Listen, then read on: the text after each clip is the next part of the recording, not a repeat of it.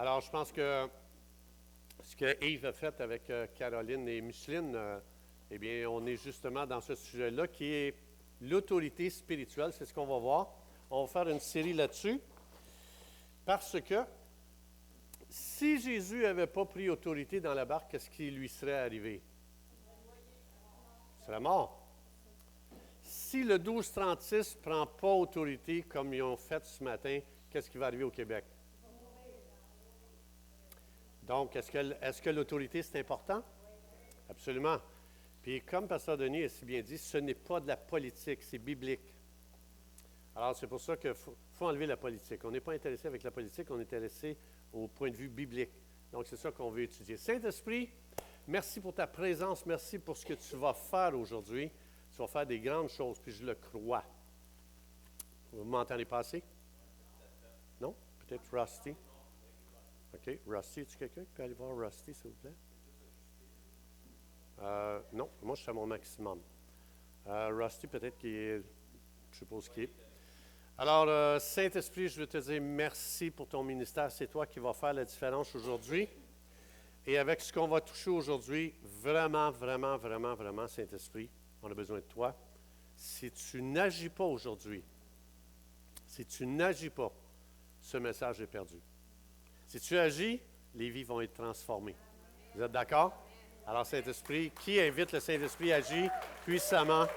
Alléluia! Merci, Jésus. Alors, donc, je vais continuer sur le sujet que j'avais commencé la semaine passée. Qui se souvient de quoi on a parlé?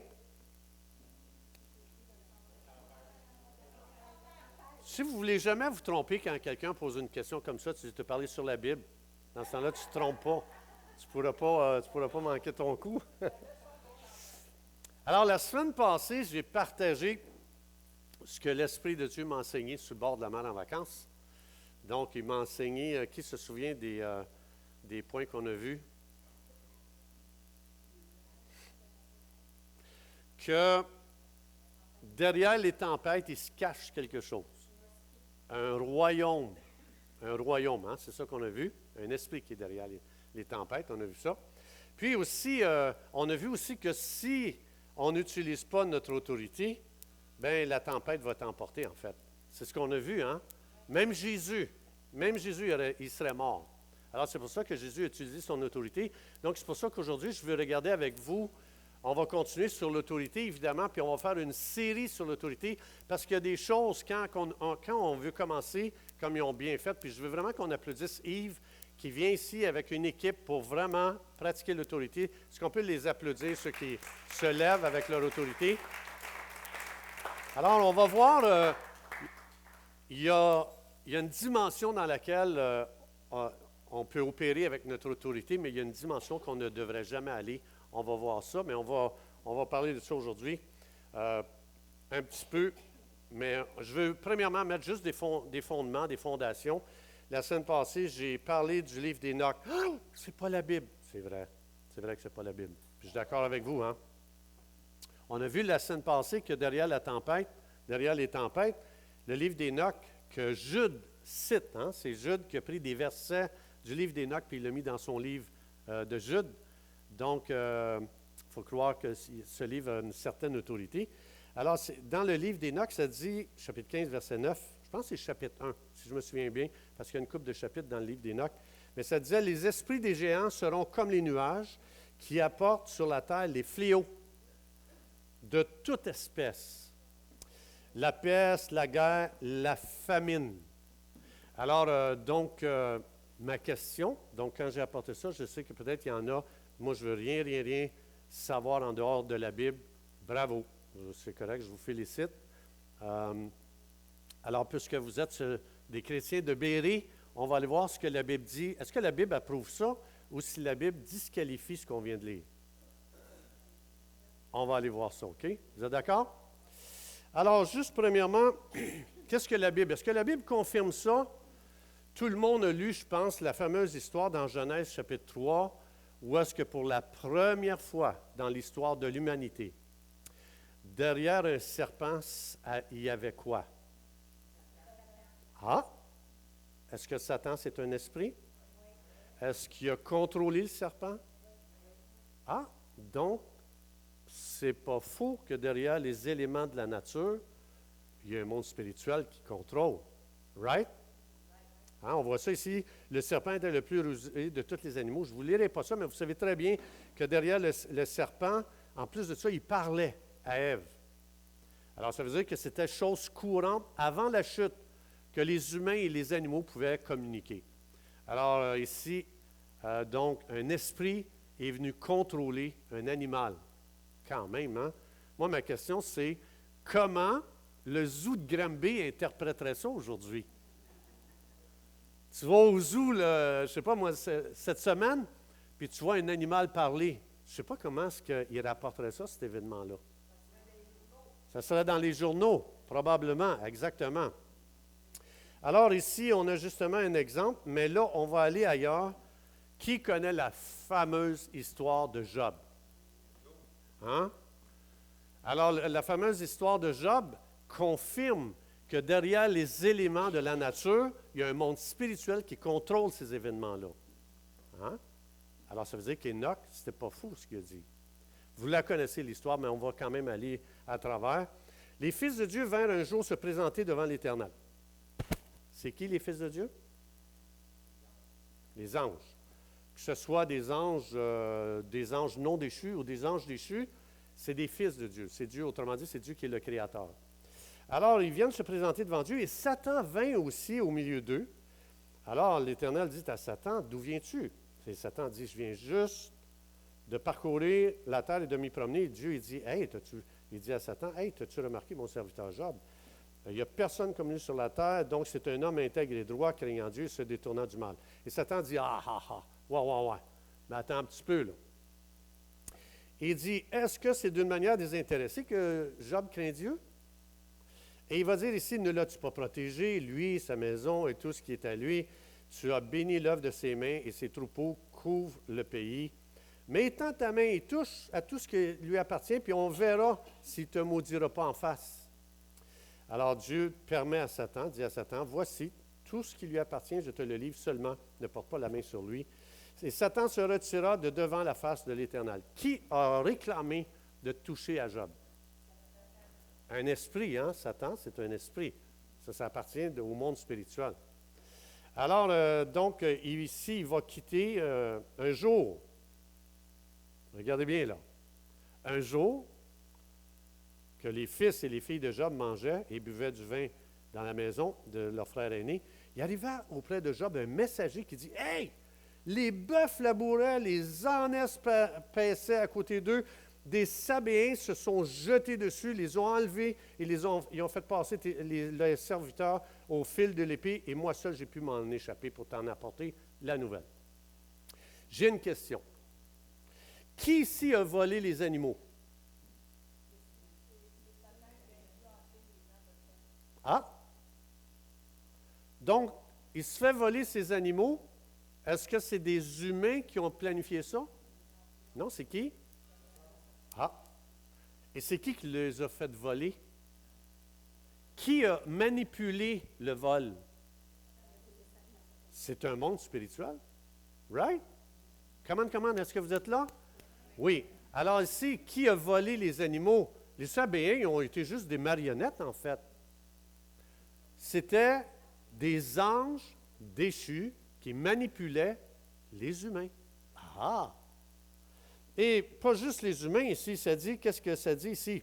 Ils n'ont pas juste volé les animaux, ils ont massacré à coups d'épée tous les serviteurs.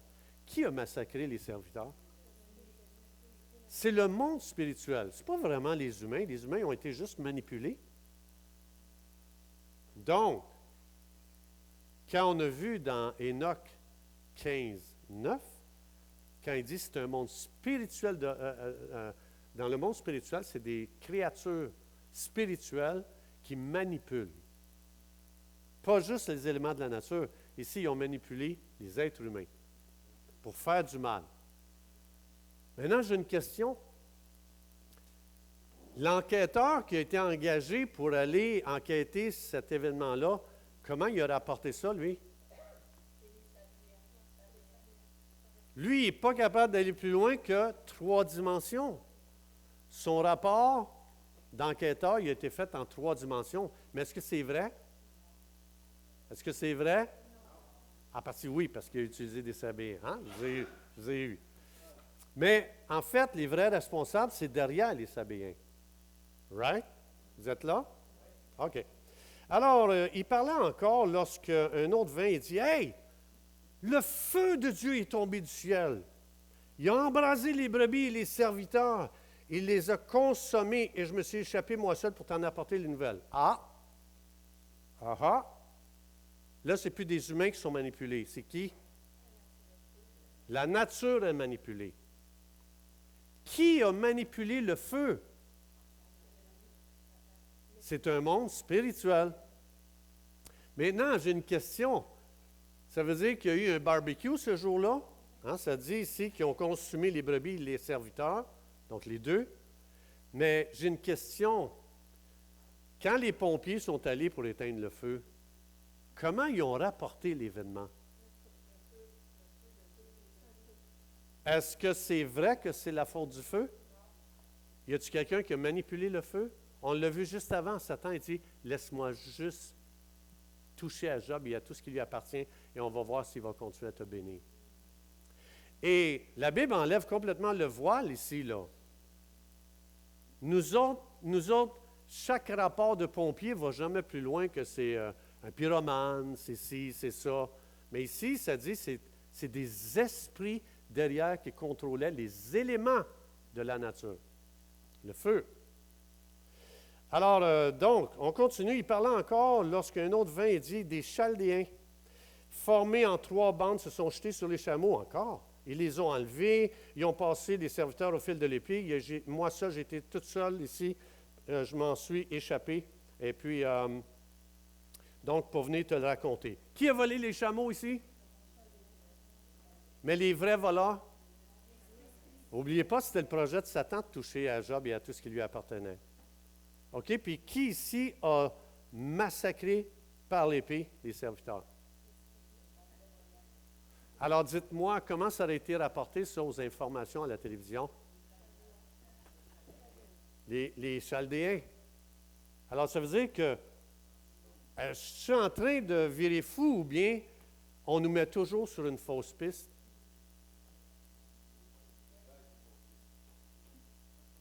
Ici, je vois que l'être humain explique tout en 3 dimensions. La Bible enlève le voile puis elle explique tout en multidimensionnel.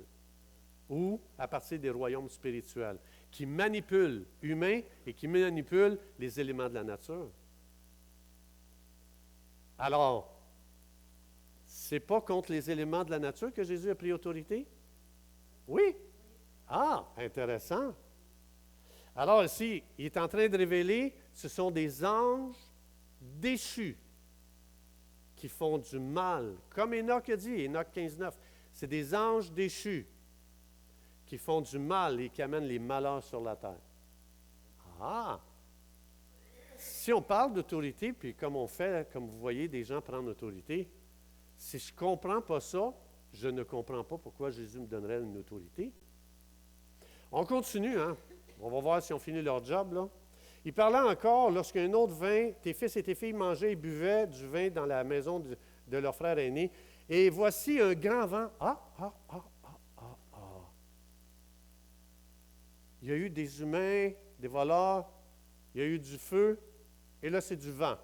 Il y a un grand vent qui vient, il est venu de l'autre côté du désert, et regardez bien qu'est-ce qu'il a fait, ce vent-là, et il a frappé contre la maison, les 4 coins de la maison. Elle s'est écroulée sur les jeunes, ils sont morts. Et je me suis échappé moi seul pour t'en apporter des nouvelles. Ah, attends un petit peu, là. C'est-tu vraiment le vent qui a fait le tort? Est-ce que c'est l'esprit qui contrôle? On dirait que vous n'êtes pas là, là. On dirait que je suis tout seul, là.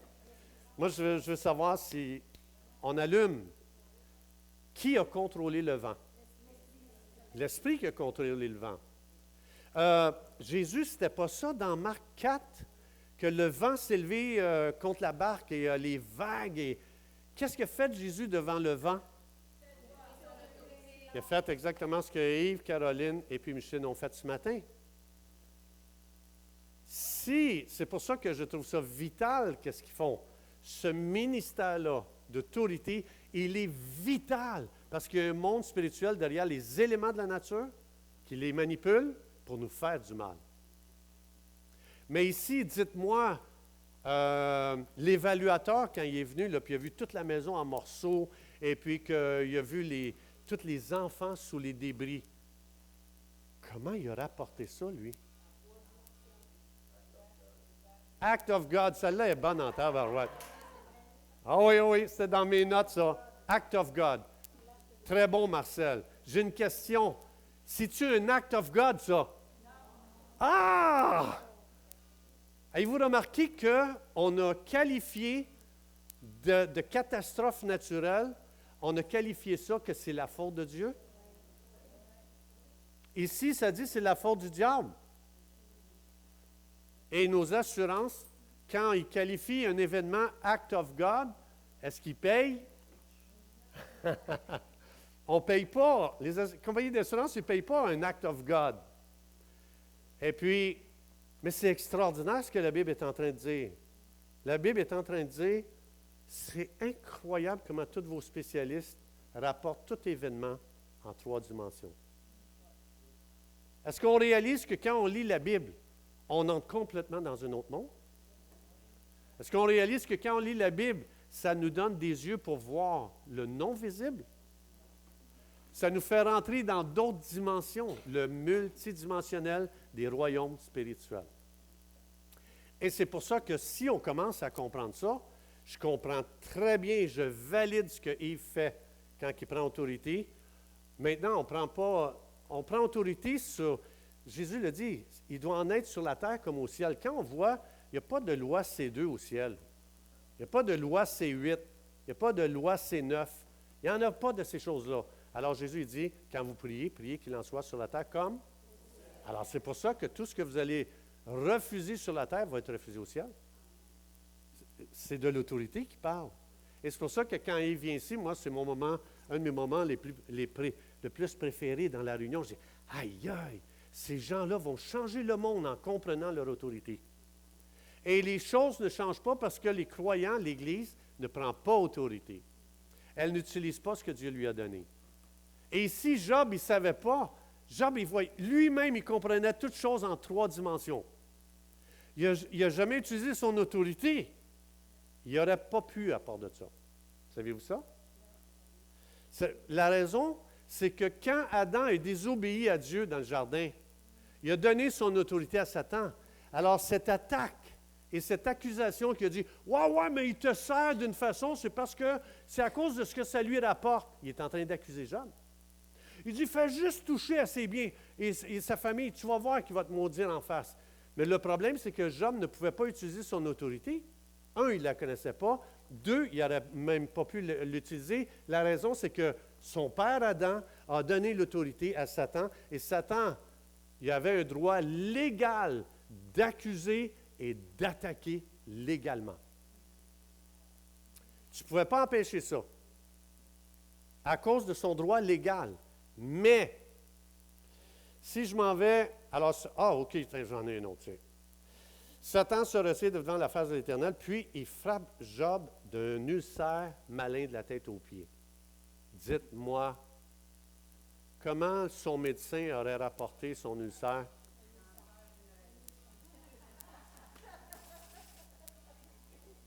Un ulcère ou cancer, aujourd'hui il dirait cancer. Mais je veux dire, comprenez-vous qu'on est toujours en train d'être programmé en 3 dimensions à travers des supposés spécialistes? Tout le temps. Et c'est pour ça qu'on est pris. Et c'est pour ça que quand on vient à l'Église, on est encore pris dans ces 3 dimensions. Et c'est pour ça qu'en étudiant l'autorité spirituelle, on va comprendre pourquoi la Bible nous sort du 3 dimensions pour nous amener à opérer dans le multidimensionnel. On va voir ça. Alors ici, donc, encore une fois, mais comme je vous dis, Satan ici avait un droit légal. Et Dieu, savez-vous que Dieu ne pouvait rien faire ici? Parce qu'Adam a cédé son autorité. Mais, quand Jésus est mort à la croix, on va le voir un petit peu quand on va parler de l'autorité spirituelle que Jésus nous a donnée. Mais à partir de, regardez dans l'Apocalypse, qu'est-ce qui est arrivé? Il y a eu une guerre un jour dans le ciel. Cette guerre-là a eu lieu quand Jésus il est mort sur la croix et qu'il est ressuscité des morts. Et qu'il a versé son sang pour nos péchés, pour nous sauver. Alors ici, après l'œuvre de Jésus, il y a eu une guerre dans le ciel. Michel et ses anges combattirent contre le dragon. Vous savez c'est qui le dragon? Et le dragon et ses anges combattirent. Donc il y a eu une bataille entre les anges de Dieu et les anges démoniaques, les anges des ténèbres. Mais ils ne furent pas les plus forts, les anges déchus. Et leur place ne fut plus trouvée où? Dans le ciel. C'est où que Satan est allé accuser Job? C'est où? Ah, dans le ciel. Il n'a plus le droit maintenant. Et il va le dire tout de suite après. Il va dire ici, il dit, il fut précipité, le grand dragon, le serpent ancien, appelé le diable et Satan, qui séduit toute la terre, et a été précipité sur la... Oh ben! Pourquoi que Jésus nous a donné une autorité? Parce que quand il a été kické hors du ciel, il a été kické ici sur la terre. On vit où, vous et moi? Voilà pourquoi on a besoin d'une autorité. C'est ici qu'il opère. Au ciel, on n'aura pas besoin d'autorité, parce qu'il n'y aura pas de diable. Sur la terre, il y en a un qui cause beaucoup de dommages. Et c'est notre autorité. On va regarder ça ici, qu'est-ce qu'il va dire. Et j'entendis dans le ciel une voix forte qui disait, maintenant, le salut est arrivé, la puissance, le règne est à notre Sauveur Jésus. Ils l'ont vaincu, il parle des croyants. Ils l'ont vaincu à cause du sang de l'agneau et à cause de la parole de leur témoignage. Et ils n'ont pas aimé leur vie jusqu'à craindre la mort. Il est en train d'expliquer ici que maintenant, il n'y a plus de droit légal d'accuser un croyant. Si, pour ça dit dans Romains 8.1, il n'y a plus de condamnation pour ceux qui sont en Jésus. Si je ne suis pas condamnable, il n'y a pas le droit légal de m'attaquer. C'est illégal. Et c'est là que j'utilise mon autorité pour dire, là, tu viens de faire un acte illégal, et l'autorité que Jésus m'a donnée, je viens maintenant lier cet acte illégal dans le nom de Jésus. C'est à ça que ça sert, une autorité. Si Satan n'avait pas été précipité sur terre, tu n'aurais pas besoin d'autorité. Donc, ici, c'est ce qu'on voit justement. Alors maintenant, j'ai une question à vous poser parce que j'aimerais aller là. Apocalypse veut dire quoi? OK. Ça ne veut pas dire la fin du monde? Ah, OK, ça veut dire révélation. Révélation, ça veut dire quoi? Apocalypse 6? Enlever le voile. OK. Voulez-vous aller de l'autre côté du voile? Vous êtes sûr? Non, je repose la question. Voulez-vous qu'on aille de l'autre bord du voile? OK. Êtes-vous sûr? Savez-vous que Jean, quand il est allé de l'autre bord du voile, au chapitre 1, il est tombé sur sa face comme mort. Ça l'a pris la touche de Jésus pour qu'il se relève, tellement on n'est pas capable de tenir le multidimensionnel. Et non seulement ça, quand Jean était de l'autre côté du voile, il a fallu que Dieu lui donne un ange pour le guider. Puis combien de fois il est tombé à terre? Je veux dire, le gars, il perdait connaissance, il n'était plus capable, il était tout étourdi, là. On va de l'autre côté du voile. Voulez-vous vraiment y aller? Oui. Bien, Jésus, viens nous toucher, nous autres aussi, pour marcher de l'autre côté du voile maintenant. Puis envoie tes anges pour nous guider de l'autre côté du voile. Si lui, il n'était pas capable de gérer ça, on n'est pas plus capable si on n'a pas de l'aide. Vous êtes prêts? On va de l'autre côté du voile? OK, on y va. Alors, Apocalypse 7.1, là, on s'en va, le voile est enlevé, on voit les choses comme elles sont, selon Dieu. OK? Après ça, je vis 4, quoi? Ah, OK. Il voit 4 anges debout aux 4 coins de la terre. Qu'est-ce qu'ils faisaient, ces anges-là, là, ici, là? Ils retiennent les 4 vents de la terre. Ah! C'est pas comme dans Marc 4, ça, ici, là, quand le vent a commencé à battre le bateau? C'est qui contrôle les vents? Est-ce que les vents sont laissés à eux-mêmes ou Dieu a mis en charge des anges pour le vent? Ah, OK. C'est les anges qui contrôlent les vents sur la terre. Les gens ne savent pas ça, mais c'est des anges qui contrôlent les vents. C'est ça que ça dit ici. Le voile est enlevé. Nous, on va dehors, il vente aujourd'hui, c'est super cool. Il y a un ange derrière ça là, qui fait ça. C'est ce que ça dit ici. OK? À la fin Donc, ils ont retenu les 4 vents afin qu'il ne soufflât point de vent sur la terre, sur la mer et sur aucun arbre. Dites-moi, les météorologues, là, quand ils sont allés à l'université, ils leur ont-tu enseigné ça? Ah! Bien, regardons ça, toi. Ça veut dire que quand on rentre de l'autre côté du voile, Dieu est en train de nous expliquer les vents sont contrôlés par des anges. Quand Jésus s'est réveillé dans la barque parce que les vents étaient très, très forts, qui Jésus a muselé? Tu ne peux pas museler du vent, mais tu peux museler l'ange qui contrôle le vent. Et n'oubliez pas, ici, les anges faisaient du mal, il dit, à la terre, à la mer et aux arbres. Ah! Est-ce que c'est des anges de Dieu? La Bible parle des anges, les fils de Dieu, que ce soit déchus ou pas déchus, là. Mais ici, il montre, c'est pour ça que Jésus a muselé. C'est pour ça que Jésus a utilisé son autorité. Parce que Jésus est au-dessus des anges. En étant au-dessus des anges, il a autorité sur les anges. Alors, je vois ici qu'il y en a qui sont sceptiques, là. On va essayer d'aller plus loin pour voir s'il n'y a pas d'autre chose. Là, ici, versets 2 et 3, « Et je vis un autre ange qui montait du côté du soleil levant et qui tenait le sceau de Dieu, du Dieu vivant. Il cria d'une voix forte aux 4 anges qui avaient été donnés de faire du mal à la mer et à la terre. » Ah! C'est pas ça qu'il dit, Enoch 15, 9? Bien, regardons ça, ici, il dit la même chose. Wow! Des anges qui font du mal à la terre et à la mer. Ben oui. Il est en train d'expliquer ici les catastrophes que tu vois ne viennent pas des anges de Dieu. Le voile est enlevé là. On voit les choses dans leur réalité.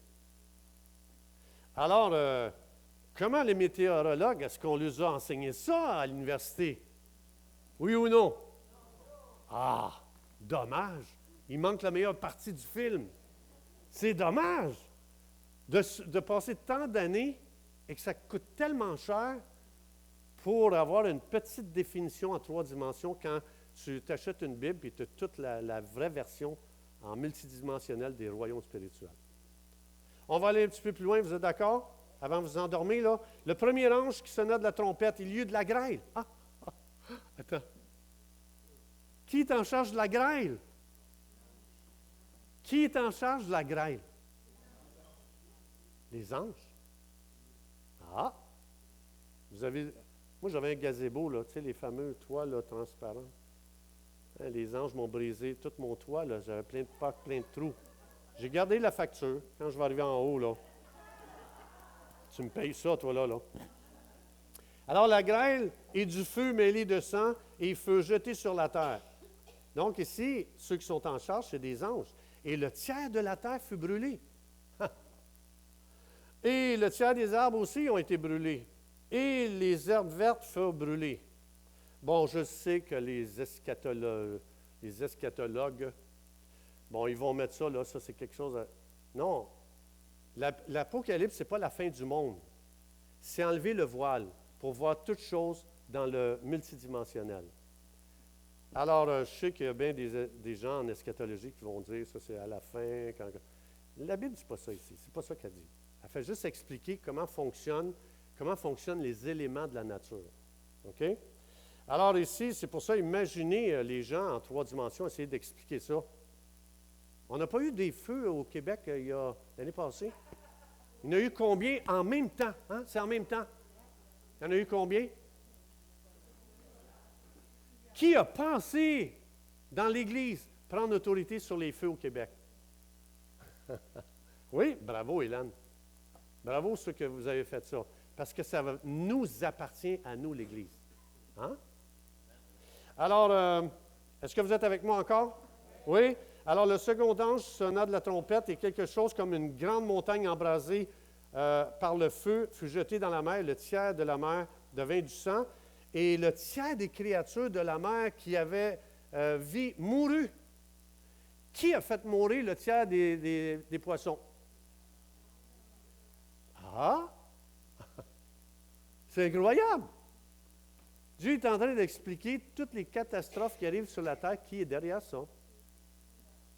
Et expliquez-moi là, le ministère de l'Environnement qui voit un tiers des poissons mourir sur la terre. Comment? Ils ont-ils appris ça, eux autres, à l'université? Non. Tabarouette qui en manque. C'est dommage, il manque le meilleur du film. Alors ici, on continue. Et le tiers des navires, comment ils ont expliqué ça? Comment ont expliqué la garde côtière qu'un tiers des navires sont tous détruits en mer?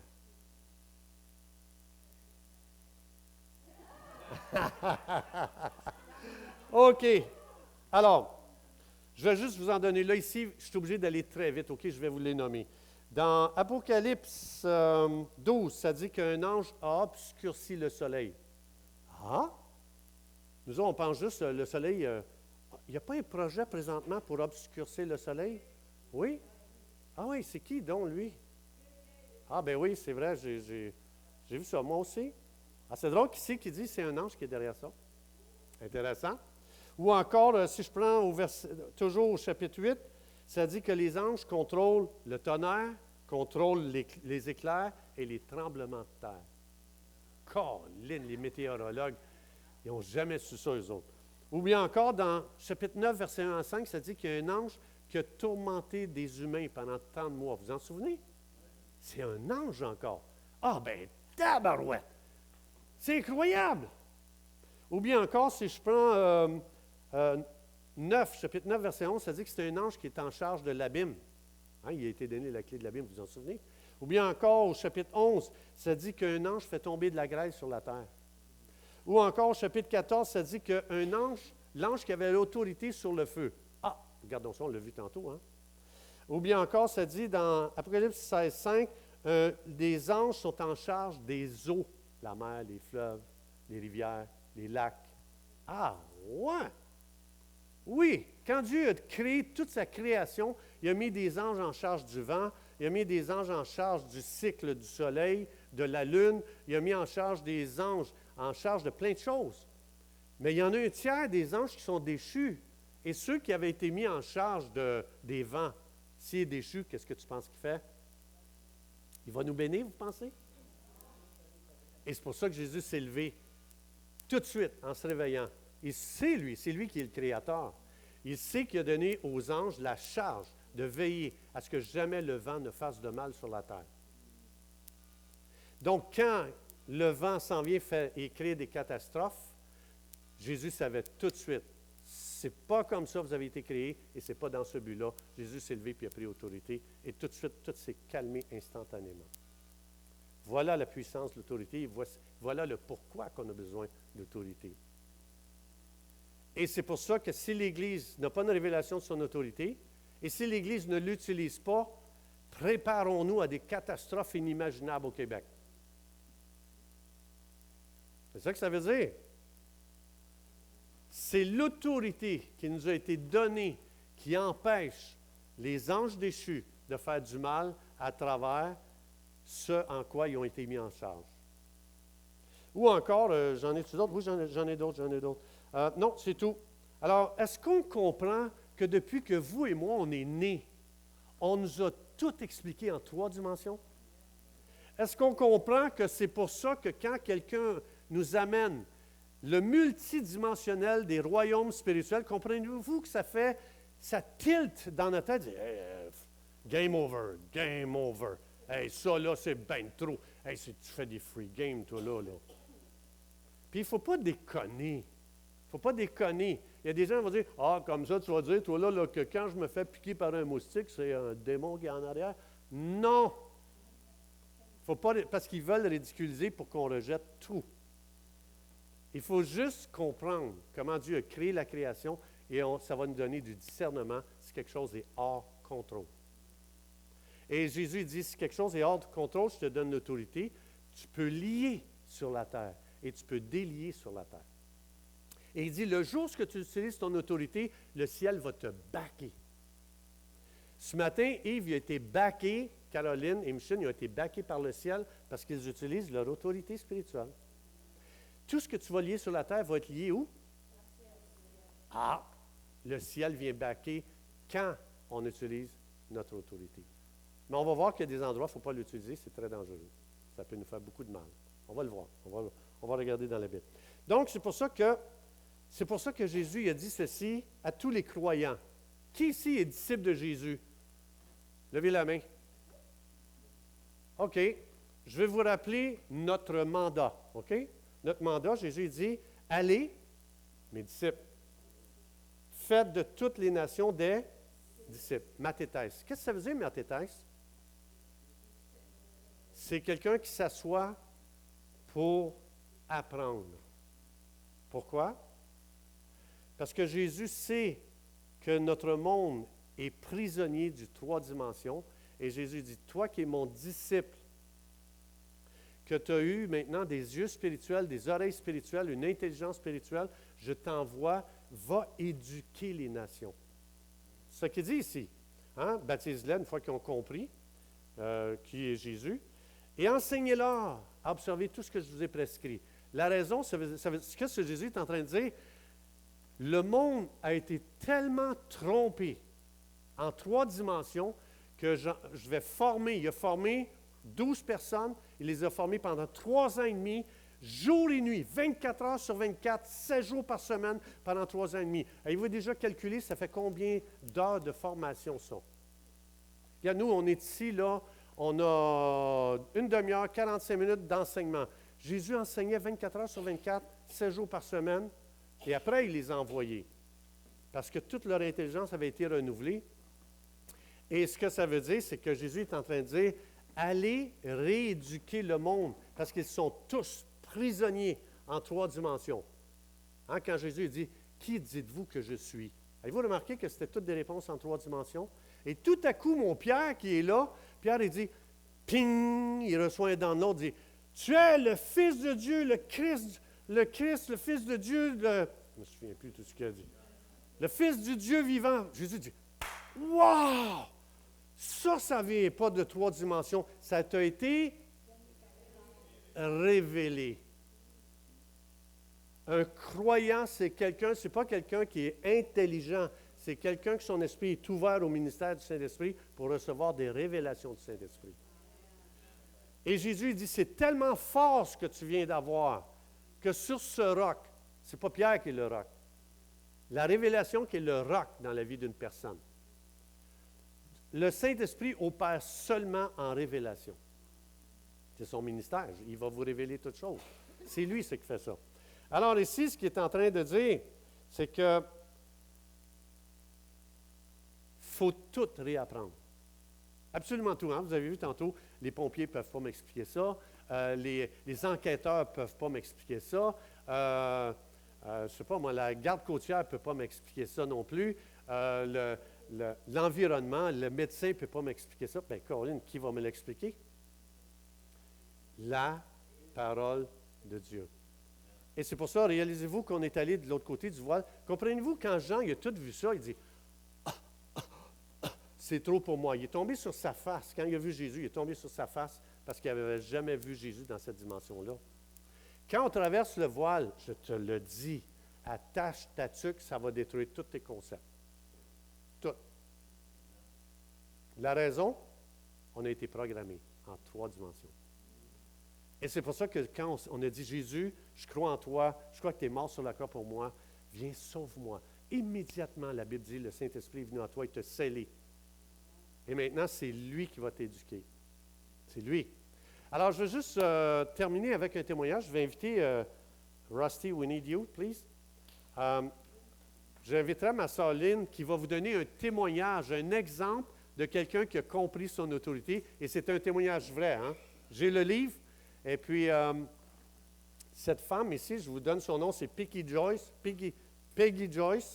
Ruth. Et elle a fait un livre sur le psaume 91. Il est extraordinaire.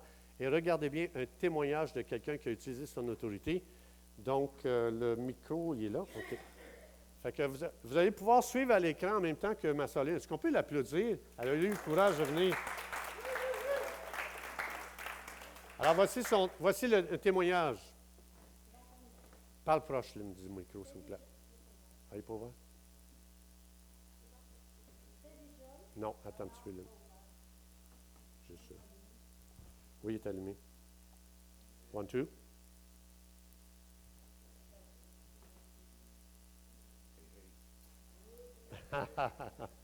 En attendant, dites-vous à la personne à côté de vous que tu es beaucoup plus puissant que ce que tu penses.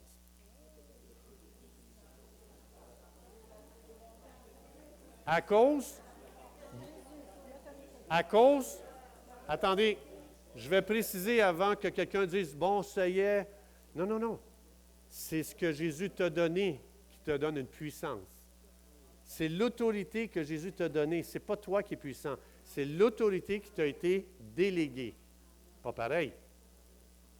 C'est ce que Jésus t'a donné qui fait de toi quelqu'un de spécial. Amen? Alors, est-ce que ça fonctionne? Non? OK, je vais le lire, c'est correct, je vais. Alors, tard un soir, peu après la construction de notre nouvelle maison à la campagne, notre famille a été confrontée à une alerte météo violente. C'était qui donc qui était en arrière des tempêtes, on a vu tantôt? OK. Alors, la radio locale a annoncé qu'une tornade avait été aperçue juste au sud du Country Club, là où se trouvait exactement notre propriété. Nous pouvions voir plusieurs véhicules du React Club garés sur la route à contrebas de notre colline. Tandis que les membres observaient l'entonnoir nuageux qui semblait se diriger droit vers notre maison, je n'avais jamais vu une couleur aussi étrange et inquiétante dans le ciel nocturne, ni ressenti un silence aussi assourdissant. Excusez, on avait vraiment l'impression que les poils se hérissaient. Hey. Des amis de notre fils, it's okay, Rusty. Des amis de notre fils étaient venus nous rendre visite et à leur grande surprise, Jack, qui est le père de la famille, a rapidement ordonné à toute notre famille de sortir avec nos Bibles, même en pyjama, et de commencer à faire le tour de la maison, citant le psaume 91 et prenant le... Ah, il a compris quelque chose, lui. Il a compris que derrière les vents, les tornades, les tempêtes, qui est derrière ça? Alors, il avait compris ça. Jack a demandé à ses enfants de s'adresser directement à la tempête. Il n'a pas dit, demandez, Dieu, peux-tu faire de quoi? Non, non. Il a dit, vous allez vous adresser directement à la tempête. Ce que ça veut dire, vous avez l'autorité. Fait que quand je dis, Seigneur, fais quelque chose pour ça, Dieu va dire, non, je t'ai donné l'autorité. Si tu ne l'arrêtes pas, je ne l'arrête pas. Et souvent, nous autres, notre prière, c'est, Seigneur, fais quelque chose. Dieu dit, Régent, prends ton autorité. Alors ici, regarde, Jack a demandé à ses enfants de s'adresser directement à la tempête, comme Jésus l'avait fait. Ah, il a compris quelque chose, lui, vraiment. Le silence inquiétant, soudain transformé en rugissement et avec des torrents de pluie tombant à Sio, Jack a finalement trouvé la paix. Le danger était passé, même si, à première vue, rien n'avait changé. Nous sommes rentrés à la maison juste à temps pour entendre le journaliste sur place appeler le présenteur de radio et s'exclamer à l'antenne avec une telle excitation qu'il criait presque. Ce n'est rien de moins qu'un miracle. L'entonnoir nuageux au sud de Brownwood Country Club s'est soudainement levé et a disparu dans les nuages. Il fallait voir ses enfants sauter et hurler. C'était la première fois que les amis de son fils observaient le surnaturel à l'œuvre. Cependant, leur surprise n'a pas été plus grande que celle du professeur de l'université de ma fille le lendemain, etc. En tout cas, il explique ça ici. Mais ici, en tout cas, vous allez pouvoir la voir, ça va être sur Internet. Mon point est celui-ci. C'est que si le Père n'avait pas compris ce que Dieu nous a donné, puis était resté, je ne sais pas moi, chez lui, comme la fille, quand elle donne le témoignage à l'école, elle était à l'université, le professeur demandait qu'est-ce que vous avez fait? On est allé se cacher dans le bain, d'autres sont allés se cacher dans une cachette, un bunker. Et puis elle a dit non, on s'est levé avec la Bible, on a pris autorité, et toutes les maisons du quartier ont été détruites, sauf celle-là. C'est fort. Vous allez le voir, vous allez pouvoir le lire, là. C'est le temps qui me manque. Alors, je veux juste vous expliquer, c'est pour ça que si on comprend notre autorité, combien de catastrophes ma famille aurait pu éviter. S'il n'avait rien fait ici, mettons, il n'aurait pas pris autorité, qu'est-ce qui serait arrivé à la famille? Il perdait tout. Est-ce que c'est important de connaître notre autorité? Est-ce que c'est important qu'on fasse une série là-dessus? Est-ce que c'est important que je ne meure pas aujourd'hui pour que vous entendiez la semaine prochaine la suite? Bien, priez pour moi cette semaine, là. Seigneur, on veut te remercier. On veut te dire merci. Merci de ce que tu nous as donné une autorité que, sincèrement, Seigneur, je me sens comme un bébé devant ce sujet-là. Tellement c'est grand, tellement c'est glorieux, tellement c'est... J'aurais jamais pensé, j'aurais jamais imaginé que tu nous aurais investi d'autorité parce que tu connaissais toutes choses, tu savais qu'on avait besoin d'autorité sur la terre. On n'aura pas besoin au ciel. Mais sur la terre, on a besoin pour tout ce qui sort de sa course. Mais ça, il faut que je comprenne comment Dieu a créé les choses. Ou encore tout ce qui est menace, hors contrôle, tout ce qui est hors la loi. Et c'est pour ça que, félicitations Yves et son équipe. Est-ce qu'on peut encore une fois les applaudir pour ce qu'ils font? Merci beaucoup. Merci beaucoup. Alors, Seigneur, Saint-Esprit, viens nous éduquer sur qu'est-ce que tu nous as donné, sur notre autorité spirituelle. Je relâche sur vous la bénédiction de Dieu parce que la Bible dit « Bénissez, ne maudissez pas ». Alors, je vous bénis. Dans le nom de Jésus, je bénis votre compréhension et je bénis la révélation que le Saint-Esprit va nous donner concernant ce cadeau extraordinaire, très, très, très indispensable. Je vous bénis dans le nom de Jésus. Amen. Amen.